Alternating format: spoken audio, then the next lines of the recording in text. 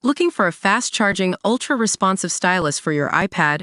Meet the 2X Fast Charge Active Stylus Pen, designed for 2018 to 2025 Apple iPads. Take your creativity and productivity to the next level.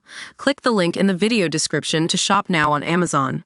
Imagine driving your electric vehicle into a world where you can actually breathe easily, knowing that the air you exhale won't be filled with pollutants from gasoline-powered cars. Sounds like science fiction? Not anymore, as we explore the shift towards an electrified transportation system. We're living in an era of unprecedented change. The global electric vehicle fleet is expected to soar to over 400 million by 2040, cutting greenhouse gas emissions worldwide and rethinking how we move. But with this progress comes mounting pressure on modernizing the power grid.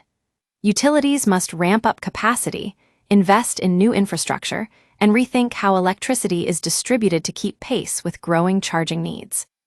By 2040, experts predict 300 million charging connectors will be needed worldwide. Access to charging, whether at home, on the job, or out in public, strongly influences drivers' choices.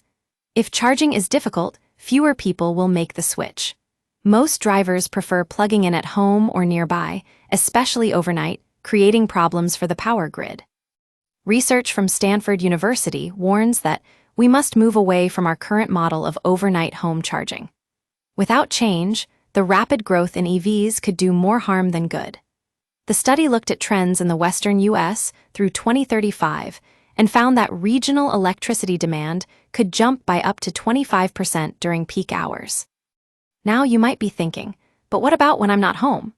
That's where a new strategy comes into play. By shifting charging to daytime hours, particularly during periods of abundant solar energy, we can alleviate grid stress and reduce greenhouse gas emissions. California, for instance, generates surplus solar energy during late mornings and early afternoons. Utilizing this surplus to charge EVs could minimize waste while reducing reliance on natural gas-fired power plants. Ram Rajagopal, co-senior author of the study, emphasizes the need for policymakers to encourage daytime charging through utility rate adjustments and investments in workplace and public charging infrastructure. Policymakers should consider utility rates that encourage day charging and incentivize investment in charging infrastructure to shift drivers from home to work for charging. He stated, "This coordinated effort between policymakers, utilities, employers, and consumers can pave the way for widespread EV adoption while minimizing costs and environmental impacts." As Rajagopal and his colleagues conclude, the right strategies can ensure that the electrification of transportation serves as a cornerstone of global decarbonization efforts. By embracing daytime charging at workplaces and public stations, we can create a more resilient and sustainable energy system. Let's get ready to drive into a cleaner future.